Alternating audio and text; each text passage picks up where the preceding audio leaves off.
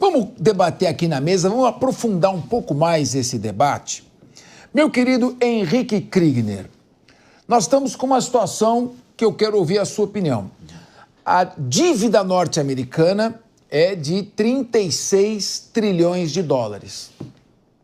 O déficit fiscal deve fechar esse ano com 2 trilhões. Os Estados Unidos fecha 2025 com 38 trilhões de dólares.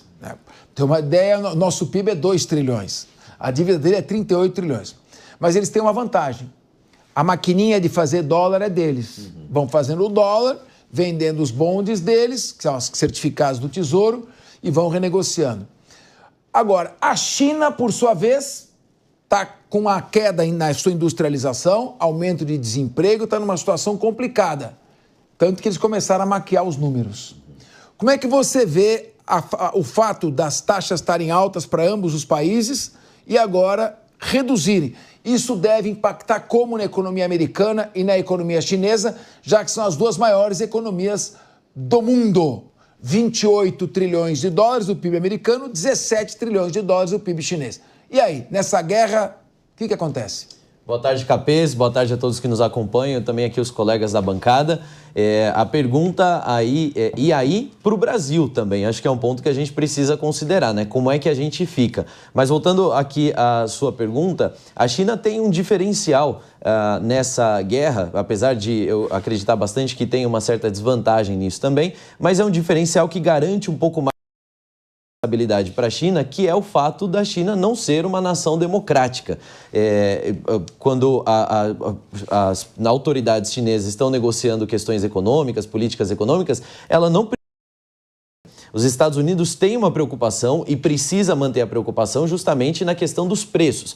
Quanto mais os preços sobem, menor a popularidade do governo, menor o apoio do governo, ou seja, isso também acaba afetando diretamente não só no bolso, mas em toda a estrutura política dos Estados Unidos. Lá na China, essa preocupação não é uma realidade, porque para quem que o povo chinês vai reclamar, né? O chinês não pode se organizar e sair para as ruas fazendo um protesto. Isso aí o PCC, né, o Partido Comunista Chinês, o PCC deles, ali não vai permitir com que isso venha a acontecer. Então, essa falta ali de uma possibilidade de manifestação, ou seja, você não consegue abalar o sistema de uma maneira tão clara, garante uma margem aí de negociação um pouco maior por parte da China, porque eles podem se aguentar um pouco mais o tranco até conseguir uma negociação. O que nós estamos vendo aqui, e aí só para encerrar eu coloco isso, é a preocupação até trazendo isso para dentro do Brasil. O Brasil poderia, e eu tenho falado muito isso e repito mais uma vez, o Brasil poderia estar ganhando nessa guerra, ganhando, vendendo mais para os Estados Unidos, mais para a China, dialogando com os dois e sendo extremamente pragmático. Porém, a economia, na verdade, a política externa brasileira tem escolhido uma aproximação unilateral cada vez mais forte com a China, fazendo aí, aproveitando daquilo que a China gostaria de comprar dos Estados Unidos e agora já não pode mais. E o outro lado, dos Estados Unidos, e a negociação com os Estados Unidos, aí o Brasil peca. Agora, meu querido Henrique Kriegner, para financiar a sua dívida, os Estados Unidos vai emitindo aqueles certificados do Tesouro, que é uma promessa de pagar. Você me empresta dinheiro e eu te pago daqui. Tem bondes para 1 mês, 6 anos, 36 anos, 30 anos até. O que está acontecendo? A China vendeu. Ela tinha 1 trilhão e 200 bilhões de dólares em bonds, está com 750. Se começar uma onda de todo mundo vender os certificados americanos, eles vão ter que subir os juros para poder continuar vendendo. Por outro lado, se os produtos chineses continuarem taxados, sobe o preço dos produtos nos Estados Unidos, aumenta a inflação, tem que aumentar a taxa de juros. Como é que fica essa maquinação? Os Estados Unidos têm que conviver com esse déficit na balança comercial com a China? Como ele pode fazer para sair dessa situação e como é que isso pode repercutir aqui no nosso querido e amado Brasil, que está caminhando para o déficit cada vez maior? Eu acho que você falou Henrique, mas a pergunta era para mim. Eu falei para você, Henrique? Então, Ricardo Rose, que lançou um livro fantástico na próxima terça-feira e vai trazer o livro aqui para a gente mostrar, que é o nosso cientista político. Ricardo Rose, não Henrique Kriegner. Você agora. Capês, obrigado aqui. Primeiro, boa tarde a todos que nos acompanham, boa tarde aos colegas da bancada, boa tarde ao Capês. Esse é um jogo de gigantes, Estados Unidos e China. O Trump falou que ia colocar as tarifas, colocou as tarifas foram na estratosfera, todo mundo assustou, abalou o mercado de maneira generalizada. A China, que é um dos poucos países no mundo que tem condição de fazer essa frente aos americanos hoje, porque é o grande vendedor do planeta, também foi lá e acendeu as suas tarifas. Enfim, no fim do dia, é um jogo entre dois gigantes. Agora tivemos essa trégua, essa bandeira branca desejada pelos dois lados. Com as tarifas do jeito que elas estavam, ia diminuir muito o consumo, porque os preços dos produtos chineses, e a China vende para o mundo inteiro, os Estados Unidos também ia ficar muito caro. Isso ia dificultar a vida do americano e, como foi muito bem dito aqui pelo Kriegner, os Estados Unidos é uma democracia, o povo sai na rua, o povo contesta, o que não acontece na China. Mas as coisas na China não estão boas também, Capês. As coisas na China não estão boas. A economia vai desacelerando, eles estão tendo problemas na construção civil graves, enfim. Então, chegamos a um meio termo, uma trégua de 90 dias, ainda não acabaram as tarifas, é bom dizer isso. Houve uma redução, os Estados Unidos ainda continua, nesse período de 90 dias, taxando em 30% os produtos chineses, a China continua taxando em 10% os produtos chineses, mas foi uma sinalização para o mercado de que essa guerra de narrativa, de fala, de posicionamento político, ela tem se encaminhado aí para uma resolução. O Trump é um negociador muito hábil, então não só nessa questão das tarifas, como em vários outros pontos, ele colocou a posição dele, muitas vezes em torno da posição dele as coisas foram se acendendo. Você falou uma coisa muito importante aqui, que é a dívida pública americana, que está muito grande, boa parte desses papéis estão com a China já cobrou parte desses papéis, e os Estados Unidos têm que tomar um cuidado muito grande para que não cresça muito os juros, chamando a atenção de outros países para comprar os seus bonds, então ele tem que manter um equilíbrio ali, e acho que esse jogo de equilíbrio, assim como a China também não vai vender todos os papéis, esse jogo, essa negociação entre China e Estados Unidos tem que ter um ponto de equilíbrio ali. Eu acho que esse cuidado, apesar da imagem agressiva, forte que o Trump tem, nos bastidores, ele tem um projeto, eu acho que ele tem um objetivo, e na minha opinião esse objetivo está caminhando. Vide essa realidade de hoje, que é essa negociação, redução de parte das tarifas de ambos os lados. China precisa dos Estados Unidos precisa da China, apenas dois gigantes rugindo e mostrando que são os dois grandes poderosos nesse tabuleiro da geopolítica global. Muito bem. Meu querido Guilherme Mendes, que lição que fica aqui para o Brasil? Estados Unidos, nos últimos 25 anos, sofreu um processo de 30% na sua desindustrialização. Detroit hoje é uma cidade deserta ali no Michigan e era a capital da indústria automobilística mundial. Os Estados Unidos começaram a importar muito, se acomodaram com isso, custo da mão de obra nos Estados Unidos era muito alto e agora, com essa dívida, ele fica no seguinte dilema que eu queria te ouvir. Se ele aumenta abruptamente as taxas de importação para a China, os produtos vão subir, a inflação vai subir, a taxa de juros sobe e aí os Estados Unidos, uma oscilação de 1%, são 300 bilhões de dólares a mais no serviço de juros. Como você avalia essa situação? Déficit fiscal crescente e como é que nós podemos tomar isso como exemplo aqui no Brasil para combater o déficit fiscal, para não chegarmos a esse mesmo processo, que eles têm uma vantagem, eles imprimem dólar, a gente não. Capês, boa tarde aos meus amigos de bancada e você de casa. Capês, a consequência é a mesma, mas a causa é muito diferente. Aqui no Brasil, enquanto a gente tem o aumento dos gastos públicos para financiar uma série de programas sociais e de infraestrutura num país miserável, em que a grande maioria da população não tem sequer condição de arcar com as suas necessidades básicas, esse déficit nos Estados Unidos foi causado por uma atitude desastrosa do presidente Trump, que com países mais fracos deu certo. Todos eles foram lá bater a porta dos Estados Unidos pedindo arrego e pedindo para renegociar as taxas, o que não aconteceu com a China. O que acontece, e a gente vê agora essa suspensão de 90 dias, nada mais é do que um cessar-fogo. A batalha está sendo travada e o governo americano esperava que o governo chinês de pronto fosse lá bater a porta e dizer, olha, não, vamos negociar, já que vocês são os nossos maiores clientes, vocês são os nossos maiores importadores, algo que não aconteceu. E na medida em que não aconteceu, o povo americano começou a sentir o impacto direto, inclusive as empresas que tinham uma série de estoques a serem feitos e compras programadas, de uma hora para outra tiveram seus custos mais do que dobrados. Então, esse cessar-fogo, vou assim dizer, ou seja, essa suspensão, nada mais é do que um prazo para um realinhamento de rota. É claro que o presidente Trump também, como um hábil negociador e um homem preparado e inteligente, vai saber dosar, como Kriegner muito bem colocou, a pressão política interna e aquele plano ideal que ele vem estabelecendo nessa nova reorganização do comércio mundial por meio da correção das tarifas americanas. Esse foi o caminho dele escolhido.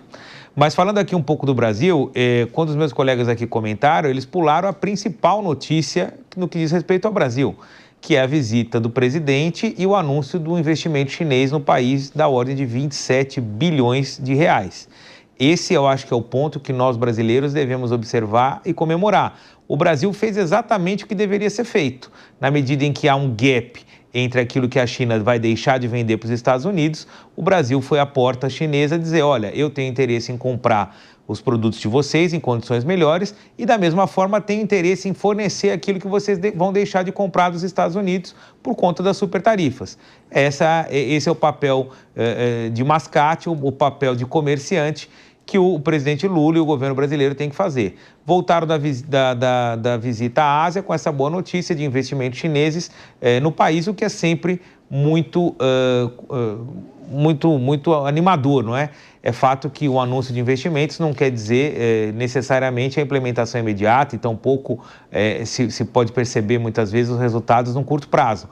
Mas o fato de o governo chinês ter sinalizado com um incremento nessa relação comercial Brasil e China, para nós, eu acho que é muito alvissareiro. Vamos aguardar um pouquinho mais o que vai acontecer depois dessa suspensão. Eu aposto que a tendência é as taxas voltarem à sua normalidade pré-blefe do presidente Donald Trump. Muito bem. Meu querido Diego Tavares. Dieguinho, eu gostaria de ouvir você, porque eu fiquei impressionado com o nosso Guilherme Mendes quando fala que as razões são diferentes. Estou vendo aqui, o orçamento federal nosso é de 2,7 trilhões de reais. 2,7 trilhões de reais. 38,27%, ou seja, 1 trilhão de reais é gasto só para pagar juros de dívida. Os outros 25% é para previdência social, porque as pessoas estão vivendo mais, estamos gastando com previdência, que é justo, mas em tese uma classe que não está mais produzindo. Como é que dá para a gente reverter isso? Nós temos que olhar o que está acontecendo com os Estados Unidos e com a China e procurar adaptar esse exemplo aqui no Brasil. Nós estamos com um déficit acumulado, uma visão muito assistencialista, sobra pouco dinheiro para investir. E agora, e se a China entrar em crise e reduzir ainda mais a importação de commodities do Brasil? Como você vê as perspectivas diante desse cenário das duas maiores economias do mundo? Bom, Fernando Capês, uma boa tarde a você, sempre um prazer estar aqui na mesa do Linha de Frente, boa tarde aos meus colegas de bancada e a todos que nos acompanham nessa tarde. Capês, eu acho que esse é exatamente o ponto-chave. É claro, como disse aqui o Guilherme Mendes, a gente tem que comemorar quando um parceiro estrangeiro anuncia investimentos aqui no Brasil. Mas a China já é o maior parceiro comercial do Brasil. Nossa balança comercial já é ancorada majoritariamente nas relações com os chineses. E aí eu me pergunto até quando é bom nós depositarmos todos os ovos que nós temos na mesma cesta. É sempre bom lembrar outro case, nós estamos discutindo aqui o caso dos Estados Unidos, o caso da China, mas tem o caso da Venezuela, um vizinho nosso que é muito bem conhecido. Nós sabemos a situação que a Venezuela está hoje. O que pouco se fala é que a Venezuela, nos anos 70, era uma grande potência, mas era uma grande potência ancorada em um único produto, que era o petróleo.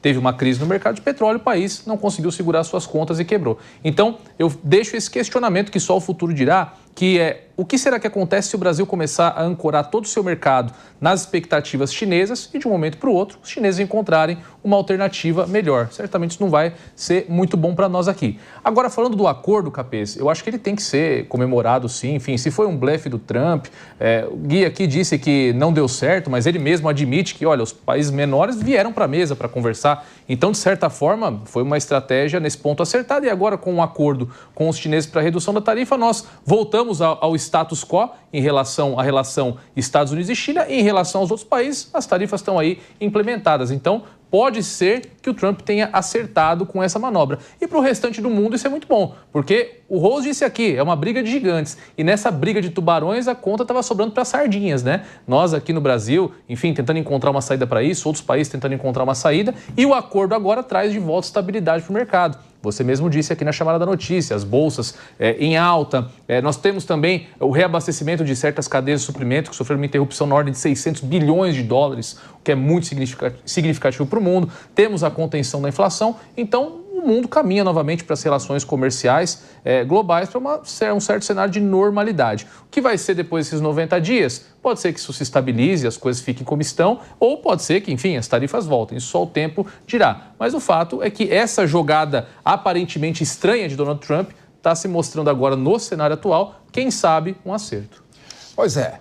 Mas, meu querido Ricardo Rose, eu queria ouvir você mais uma vez, pelo seguinte, em 2001, a China entrou para a Organização Mundial do Comércio. Com isso, abriram-se vários mercados na Europa Ocidental, ela entrosou mais a sua balança comercial com os Estados Unidos e ela prometia não fazer concorrência desleal.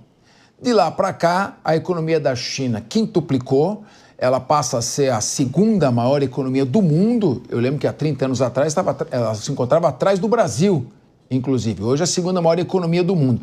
E continua ameaçando com uma produção industrial em larga escala, está em crise, e os Estados Unidos tinha que reagir, porque a balança comercial é fortemente desfavorável. O Trump agiu corretamente em tentar fazer uma reorganização do comércio mundial ou a ordem que vinha funcionando tinha que prosseguir?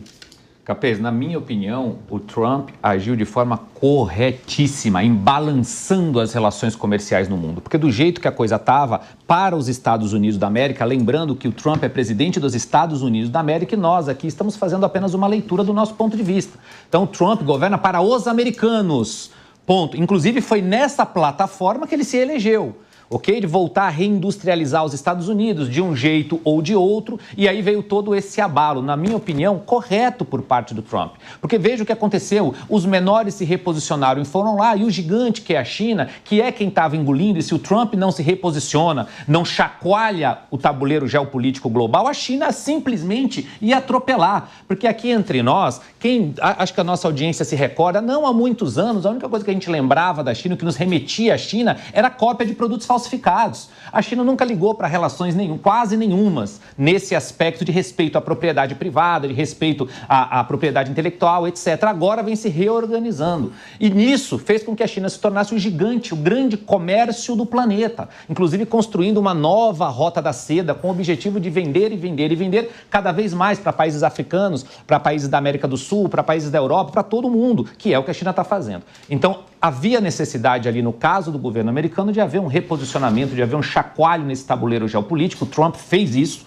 Vale lembrar que hoje, com essa pausa num tarifaço imenso, ainda assim, Estados Unidos 30% de tarifa, China 10% de tarifa. E a China, sim, ela tem condição de peitar os americanos, mas com muito cuidado, porque a China também não é lá essas coisas, não vai não vai bem das pernas, como eles dizem, especificamente falando. No caso do Brasil, Capês, eu acho que a gente tem que tomar muito cuidado. A gente tinha que olhar para reindustrializar o nosso agronegócio. É aí que o governo tinha que olhar, reindustrializar o Brasil. Porque a gente vende para a China, que é o nosso grande parceiro comercial hoje, sim, e a aproximação ideológica desse governo do momento aqui no Brasil é muito maior com a China.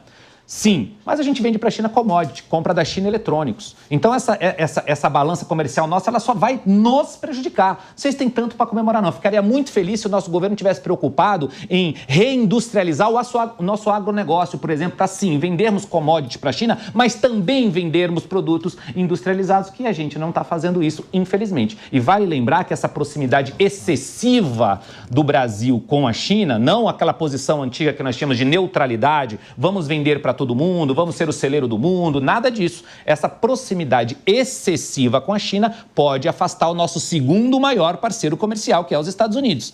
E é esse jogo geopolítico que nós, brasileiros, temos que tomar muito cuidado. Ô, Rose, só um adendo à tua fala que foi muito pertinente.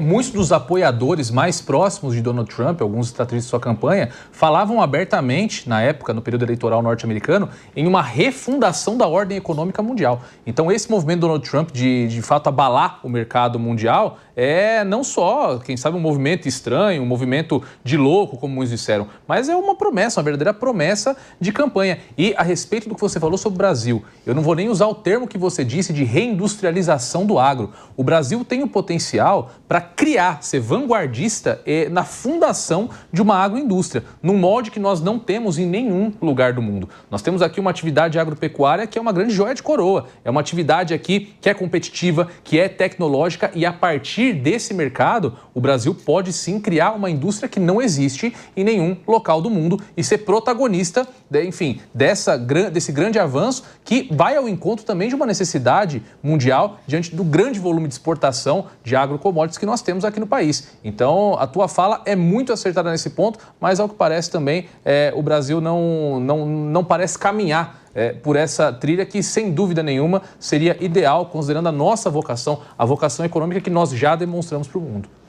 Ô, Kriegner, mas como é que fica nessa situação? A China deve reduzir ainda mais a importação de commodities do Brasil, porque com a guerra da Ucrânia, Rússia e China estabeleceram uma parceria figadal, quer dizer, ali é uma coisa que já está, é uma parceria existencial. É a defesa da segurança interna, segurança externa e da segurança econômica dos dois países. A Rússia vende óleo, cereais, trigo para a China e aceita a moeda chinesa como pagamento. E pega essa moeda chinesa e compra produtos da China também. Estão entrosando cada vez mais nesse sentido.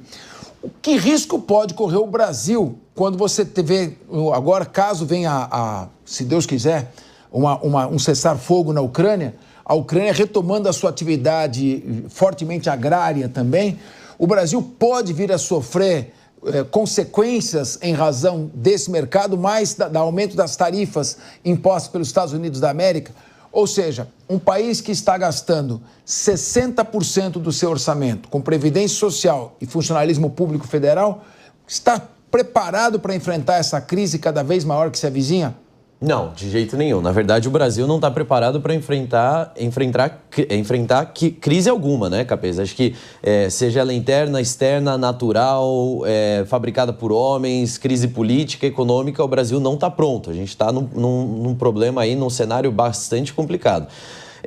Mas agora, com essa escalada da guerra, né, tarifária entre Estados Unidos e China, o Brasil se beneficiou nesse sentido, porque o Brasil, por exemplo, começou a vender muito mais soja para a China, como um exemplo, do que mesmo vendia antes. A soja que, inclusive, a China comprava parcialmente dos Estados Unidos, agora começa a comprar 100% do Brasil. É aí que eu falo que temos a oportunidade. E a gente viu aqui o Ricardo, o Diego também trazendo esse ponto, que é daí que a gente pode fazer dinheiro, sim, vendendo o que a gente já tem na mão, mas também trazendo tecnologia para dentro do Brasil. É aí que vem essa grande sacada. E a gente ainda vê representantes do Brasil indo para a China, como o Guilherme trouxe, indo para a Rússia e conversando ainda sobre as mesmas coisas. Parece que a gente ainda enxerga o mundo como se fosse lá na década de 80, década de 70. É aquela mentalidade da Guerra Fria de que os russos e agora os chineses, né, como uma novidade, vão nos proteger do imperialismo americano e que agora eles são a única salvaguarda que nós temos contra todas essas ambições imperialistas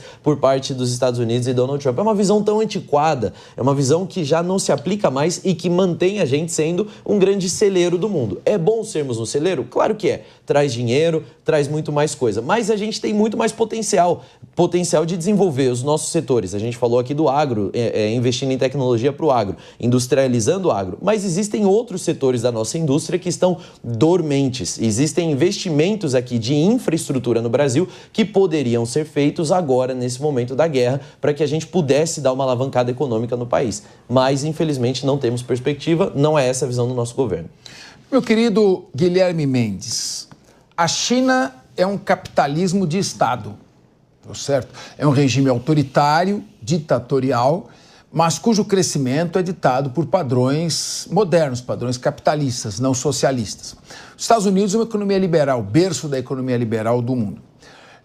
Em que sentido você vê, quando houve uma queda de braço no mundo, o mundo dividido entre o mundo liberal e o mundo socialista, assistencialista da União Soviética, você não vê com essa visão que o Brasil procura adotar ainda, uma visão retrógrada de ter um país assistencialista que quer distribuir cada vez mais pobreza do que riqueza? Não seria o caso do governo diminuir a carga tributária, diminuir os gastos, facilitar o aumento da produção empresarial, a geração de empregos, em vez de procurar ficar distribuindo assistência com o dinheiro público que vem de quem produz e que está caindo cada vez mais? Capês, essa a gente remonta àquela história de fazer o bolo crescer para depois dividir. Não é verdade o que vem acontecendo. Os números mostram que agora, na última pesquisa recente, mais de 5 milhões de brasileiros saíram da linha da pobreza. Então, o governo brasileiro não está distribuindo pobreza, ele está distribuindo riqueza. É óbvio que uma riqueza numa população paupérrima não significa muito, mas talvez para aquele que que não comia, que não tinha um banho quente, que não tinha um teto, isso já signifique muito, embora seja muito pouco perto do estado de bem-estar social que a Europa vive, que os Estados Unidos vive, em que as pessoas têm condição de fazer 3 refeições, têm escolaridade adequada na idade adequada, possuem uma moradia, possuem um sistema básico de saúde. Isso é uma coisa que aqui a gente conseguiu construir. Então, eu creio que não dá para se tentar comparar estágios de desenvolvimento diferentes com linhas políticas aparentemente iguais. Então, se você tinha um estágio de desenvolvimento da população russa, que também pré-revolução era miserável, né, extremamente agrária, com índices de escolaridade que beiravam quase a totalidade no analfabetismo. Então, quer dizer, a Revolução Russa, de fato, trouxe uma série de ganhos, óbvio, como você bem colocou, de uma forma autoritária, assim como aconteceu na China. Os regimes autoritários conseguem desenvolver, mas deixando a democracia de lado. O Brasil não, tentou caminhar na trilha democrática e, ao mesmo tempo, conseguir algum tipo de desenvolvimento social. Isso é difícil. É muito mais fácil você direcionar a economia e direcionar o desenvolvimento social quando você tem a mão de ferro. Por sorte nossa, o governo brasileiro optou ser um país democrático. E todo país democrático tem as suas idas e vindas. Mas eu creio que a nossa população, de uma maneira geral, se a gente for fazer uma análise comparativa entre os estágios de desenvolvimento, não na velocidade que a gente quer, mas vem sim progredindo, não é? Pois é. A prioridade tem que ser quem produz, porque quem produz é que gera riqueza.